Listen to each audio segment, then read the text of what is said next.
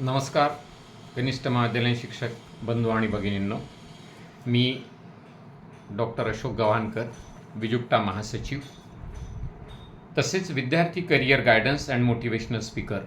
आजच्या या व्हिडिओमध्ये सत्र 2024-25साठी वर्ग 11वी आणि 12वीच्या तुकडी टिकवण्यासाठी आवश्यक असणारी विद्यार्थी संख्या किती असावी आणि त्याबाबतचे काय शासन निर्णय आहेत याबाबतची माहिती मी आपणासमोर सादर करतो आहे. सत्र 2024-25साठी वर्ग 11वीची प्रवेश प्रक्रिया ग्रामीण भागामध्ये सध्याच्या स्तराला सुरू झालेली आहे. जवळपास 70-80% आटपत पण आलेली आहे. शहरी भागाची अजून प्रवेश प्रक्रिया सुरू व्हायची आहे. शाळा संलग्न कनिष्ठ महाविद्यालयाच्या संदर्भामध्ये म्हणजे शाळेला अटॅच असणाऱ्या ज्युनियर कॉलेजच्या संदर्भामध्ये कमीत कमी विद्यार्थी संख्या किती असावी, ज्या विद्यार्थी संख्येच्या आधारावर वर्ग तुकड्या टिकवता येतील याबाबतचे जे शासनादेश निर्गमित झालेले आहे त्या शासनादेशाची माहिती मी आपणापर्यंत पोहोचवण्याचा प्रयत्न करतो आहे. या शासन निर्णयामध्ये जे नमूद करण्यात आलं त्याची माहिती आहे. सर्वात पहिल्यांदा जे व्हिडिओ आपल्यासमोर सादर करतो आहे यामध्ये जी सिक्वेन्स दिलेली आहे, जसे शासनादेश आले विद्यार्थी संख्या आणि तुकडी टिकवण्याच्या संदर्भातला, त्यामध्ये 14 डिसेंबर 1990च्या शासनादेशाप्रमाणे जर शाळा अटॅच आपल्याला कनिष्ठ महाविद्यालय असेल आणि ती तुकडी टिकवायची असेल तर ग्रामीण भागापासून तर शहरी भागापर्यंत ही जी विद्यार्थी संख्या दिलेली आहे यामध्ये ग्रामीण भागाची विद्यार्थी संख्या सांगतो आहे की अपेक्षित विद्यार्थी संख्या 60 केलेली आहे. ग्रामीण भागामध्ये अपेक्षित विद्यार्थी संख्या शाळेला अटॅच असणाऱ्यांची 60 केलेली आहे. परंतु जेव्हा विद्यार्थी संख्या कमी झालेली असेल तर तेव्हा किती असायला पाहिजे, या कितीमध्ये सर्वात महत्त्वाचा घटक होता की कमीत कमी 51 असेल तर विद्यार्थ्यांच्या या 51च्या संख्येवर त्या कनिष्ठ महाविद्यालयाला कुठलीही शिक्षार्थ कपात पिनल कट लागत नाही. त्यापेक्षा कमी झाल्यास 41 विद्यार्थी झाल्यास 5,000 रुपयाची पिनल कट आहे आणि 31 विद्यार्थी झाल्यास त्याला 10,000ची पिनल कट लावून ती तुकडी कायम ठेवल्या जाते आहे. आता ही तुकडी कायम ठेवताना मी 31 का सांगितलेलं आहे, कारण शासन निर्णयामध्ये 30 ही विद्यार्थी संख्येची सरासरी गृहीत धरलेली आहे आणि 30ची सरासरी येण्यासाठी कमीत कमी त्या तुकडीमध्ये 31 विद्यार्थी असाव्यास पाहिजे. त्याचा संभ्रम नको म्हणून मी तुम्हाला क्लेरिफाय केलं. त्यानंतर 11 नोव्हेंबर 1999ला जो शासन निर्णय आलेला आहे यामध्ये या शासन निर्णयामध्ये 11 नोव्हेंबर 1999च्या शासन निर्णयामध्ये अपेक्षित विद्यार्थी संख्या 60 दिलेली आहे. अपेक्षित विद्यार्थी संख्या 60, शाळा संलग्न कमीत कमी जर 60 विद्यार्थी असेल तर ते मॅक्झिमम दिलेले आहे. परंतु जर या निर्णयामध्ये अजून एक नमूद करण्यात आलं की कमीत कमी 31 विद्यार्थी जे झाले, 31 ते 39 विद्यार्थी असेल 11 नोव्हेंबर 99च्या शासन निर्णयामध्ये 31 ते 39 विद्यार्थी झाले आणि त्यामध्ये या संख्येमध्ये जर 15 मुली असेल तर कोणत्याही प्रकारची कपात लागणार नाही.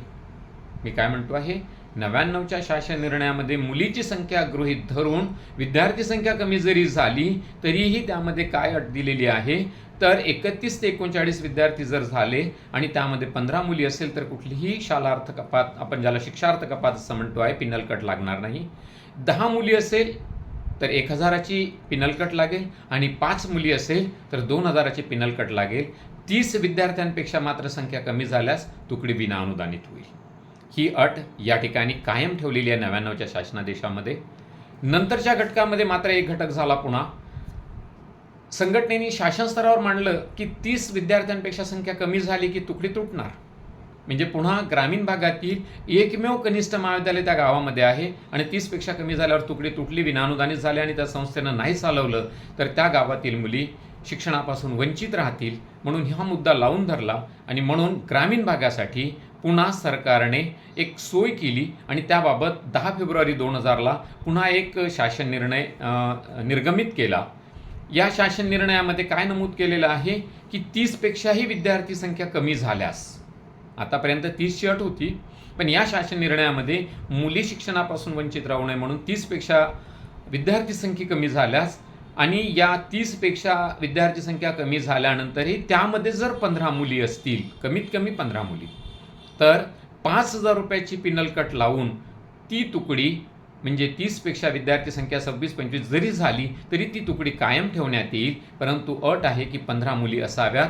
5,000ची शिक्षार्थ कपात लावली जाईल, पिनल कट लावली जाईल आणि ती तुकडी कायम ठेवल्या जाईल. पण याचं एक घटक आहे की ते कनिष्ठ महाविद्यालय त्या गावातील एकमेव आणि एकमेवच कनिष्ठ महाविद्यालय असावयास पाहिजे, अन्यथा ती तुकडी ग्राह्य धरल्या जाईल. कनिष्ठ आणि तेही अनुदानित कनिष्ठ महाविद्यालय असेल तर एकमेव.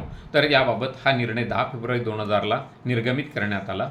त्याच्यानंतर अजून एक शासन निर्णय निर्गमित झाला 24 फेब्रुवारी 2009.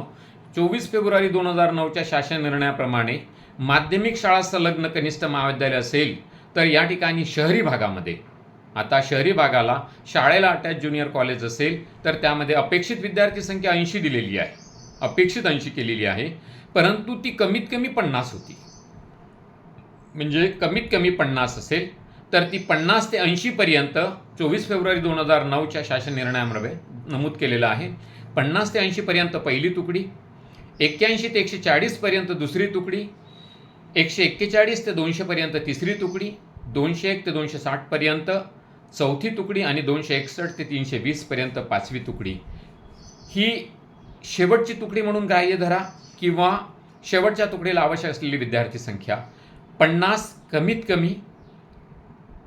जर 81 झाले तर दुसरी तुकडी, 141 झाले तर तिसरी तुकडी, 201 झाले तर चौथी तुकडी आणि 261 झाले तर पाचवी तुकडी.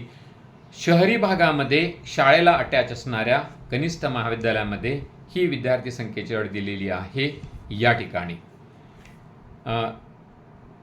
याचबरोबर आपल्याला दुसरा घटक अजून पुन्हा एक, माध्यमिक शाळा संलग्न कनिष्ठ महाविद्यालय हे जर ग्रामीण भागामध्ये असेल तर ग्रामीण भागासाठी एक वेगळा नियम, अपेक्षित विद्यार्थी संख्या त्या ठिकाणी 60 दिलेली आहे. कमीत कमी 50 हा तो घटक आहे. 50 ते 60 पहिली तुकडी, 61 ते 110 दुसरी तुकडी, 111 ते 150 तिसरी तुकडी, 151 ते 200 चौथी तुकडी आणि 201 ते 250 पाचवी तुकडी. म्हणजे पाचव्या तुकडीपर्यंत याचं बायफर्केशन असं दिलेलं आहे. पुन्हा एकदा लक्षात घ्या की मिनिमम 50 असेल तर पहिली तुकडी कायम राहील, पण तुमच्याकडे 61 विद्यार्थी झाले या शासन निर्णयाप्रमाणे तर दुसरी तुकडी दिली जाईल. 111 झाले तर तिसरी तुकडी कायम राहील, 151 झाले तर चौथी तुकडी कायम राहील आणि 201 झाले तर पाचवी तुकडी कायम राहील. परंतु या ठिकाणी 31 विद्यार्थी असेल तर 10,000च्या पेनॉल्टीवर ती तुकडी कायम राहील. हा नियम पुन्हा लागू आहे की कमीत कमी 31 विद्यार्थी असेल तर 30ची सरासरी आल्यास 10,000च्या पेनॉल्टीवर ती तुकडी कायम राहील. त्यानंतर 14 डिसेंबर 1990च्या शासन आदेशाप्रमाणे एक घटक अजून नमूद करण्यात आला, जो आहे आदिवासी आणि अल्पभाषिक शाळा ग्रामीण भागामध्ये. अपेक्षित विद्यार्थी संख्या 40 दिलेली आहे. अल्पसंख्याक आणि आदिवासीसाठी अपेक्षित विद्यार्थी संख्या 40 आहे. कमीत कमी विद्यार्थी 31 झाले तर कुठलीही कपात नाही. 25 ते 29 झाले तर 5,000 रुपयाची पेनॉल्टी लागेल आणि त्यावरती तुकडी कायम राहील. 21 ते 24 झाले तर 10,000ची पेनॉल्टी लागेल आणि ती तुकडी कायम राहील. परंतु विद्यार्थी संख्या 20 किंवा त्यापेक्षा कमी झाल्यास मात्र ती तुकडी विनाअनुदानित होईल. याचबरोबर रात्रशाळा यांचाही असाच नियम होता. अपेक्षित विद्यार्थी संख्या 40 आहे. कमीत कमी 35 असेल तर कपात लागणार नाही. 31 ते 34 झाले तर 5,000ची कपात, 26 ते 30 झाले तर 10,000ची कपात आणि 25पेक्षा कमी झाल्या रात्रशाळेमध्ये, 25पेक्षा विद्यार्थी कमी झाल्यास मात्र ती तुकडी विनाअनुदानित होईल. तर हे घटक आपल्याला या ठिकाणी लक्षात ठेवायचे आहे. मी तुम्हाला या व्हिडिओच्या माध्यमातून शहरी भाग आणि ग्रामीण भाग, वरिष्ठ महाविद्यालय, संलग्न कनिष्ठ महाविद्यालय, शाळा संलग्न कनिष्ठ महाविद्यालय यांची सर्व विद्यार्थी संख्येच्या असलेल्या अटी तुमच्यासमोर मांडलेल्या आहेत आणि हा घटक लक्षात घ्यायचं. परंतु तुकडी तुटली असेल तर ताबडतोब विनाअनुदानित झाली आणि ती विद्यार्थी संख्येच्या कार्यभारामुळे जर विनाअनुदानित झाली असेल तर अशा वेळेस मान्य शिक्षण उपसंचालक साहेबांना, मान्य मुख्याध्यापकांनी आपल्या शाळा स्तरावरून कळवावं की विद्यार्थी संख्येच्या अभावी, विद्यार्थी संख्या पूर्ण न झाल्यामुळे शासन निर्णय 24 फेब्रुवारी 2009च्या शासन निर्णयाप्रमाणे विद्यार्थी संख्या कमी होणे आणि 3/4 शिक्षकाचा कार्यभार कमी झाल्यामुळे सदर शिक्षकाला आमच्या स्तरावरून अतिरिक्त घोषित करण्यात येत आहे. आपल्या स्तरावरून त्यांना अतिरिक्तच्या यादीत नाव नोंदवावं आणि त्याप्रमाणे सदर शिक्षकाचे वेतन आमच्या मूळ आस्थापनेवरून कायम ठेवावं, अशा प्रकारचं पत्र ताबडतोब द्यावं, जेणेकरून त्या शिक्षकाचं वेतन संरक्षित होईल. हेच मला तुम्हाला सांगायचं होतं. पण धन्यवाद मित्रांनो, हे झाले विद्यार्थी संख्येच्या बाबत. पण तरीही आपण एका आपल्या मेहनतीने, पुन्हा मी तुम्हाला सांगतो आहे की आपल्या तुकड्या टिकवण्यासाठी, विद्यार्थी मिळविण्यासाठी आपल्याला जीवापाड मेहनत करावी लागेल. कारण पालकांची बदललेली मानसिकता, विद्यार्थ्यांची बदललेली मानसिकता, शासनाचं धोरण, या सर्व प्रकारामध्ये एक घटक निदर्शाने ग्रामीण भाग असो की शहरी भागात लक्षात आला की पोरांच्या अपेक्षा, पालकांच्या अपेक्षा यांच्या डोक्यात एक बसलंय की जर आपला मुलगा विज्ञान शाखेत शिकला तरच हे होऊ शकते, अन्यतः त्याचं करिअर तयार होणार नाही. म्हणून कला शाखा मराठी माध्यम, वाणिज्य शाखा मराठी माध्यम पूर्णपणे ओस पडलेले आहेत. पण येत्या काळामध्ये मी तुम्हाला सांगतो आहे की वर्ष 2 वर्षाच्या काळात, 3 वर्षाच्या काळात हा चालतो आहे, एक ट्रेंड असतो. पण त्यानंतर मात्र पुन्हा मूळ अवस्थेवर येतो आहे आणि ही मूळ अवस्था येण्याची वाट आपल्याला पाहावी लागेल. तोपर्यंत आपल्या तुकड्या टिकवण्यासाठी आपल्याला जीवापाड मेहनत करावी लागेल, शिकवावं तर लागेलच, परंतु पोरांना हेच स्पष्ट करावं लागेल की कला शाखेतून सुद्धा करिअर होते आहे, वाणिज्य शाखेतून सुद्धा करिअर होते आहे. देशाचे सर्वात मोठी प्रशासकीय यंत्रणा असलेले कलेक्टर सुद्धा कला शाखेची निवड करतात. परंतु आज ती मानसिकता नाही. आपण सांगायला गेलो की पालक म्हणतात ते सांगू नका, फक्त मला TC द्या, माझ्या पोराला मी त्याची ॲडमिशन केली. आणि यामागचं मूळ कारण आहे ती म्हणजे सध्या पसरलेली संपूर्ण महाराष्ट्रामध्ये कोचिंग क्लासेसची अवस्था. या कोचिंग क्लासेसमध्ये विद्यार्थ्यांचे प्रवेश पहिल्यांदा होतात आणि हे कोचिंग क्लासेस नंतरच्या याच्यात त्या विद्यार्थ्याला ते जे म्हणतील त्या स्वयंअर्थसहाय्येच्या शाळेमध्ये पाठविल्या जाते, ज्या ठिकाणी कुठल्याही प्रकारची व्यवस्था नाही आहे. काही जे कॉलेजेस सोडले स्वयंअर्थसहाय्येचे, तर त्यांच्याजवळ कुठल्याही प्रकारची म्हणजे त्याला म्हणता येईल की कनिष्ठ महाविद्यालयाला शिकवणाऱ्या लागणाऱ्या शिक्षकांची जी गुणवत्तापूर्ण शिक्षकांची जी पाहिजे निवडती नाही. आपल्या अनुदानितमध्ये आहे, परंतु अनुदानितमध्ये शिक्षक असून, इन्फ्रास्ट्रक्चर असून, सर्व घटक असूनही पालकांची मानसिकता ही झालेली आहे की ते स्वयंअर्थसहाय्यामध्ये झकपक असलेल्या वातावरणात आपल्या मुलाला टाकण्याचा प्रयत्न करतात. त्यामुळे ह्या अडचणी निर्माण झालेल्या आहे. त्या अडचणीवरही आपण मात करू. आपलं कर्तव्य कायम ठेवा, आपल्या जबाबदाऱ्या आपण पार पाडणार. कनिष्ठ महाविद्यालयीन शिक्षकांना माझा हाच संदेश असेल. जय हिंद, जय भारत, नमस्कार.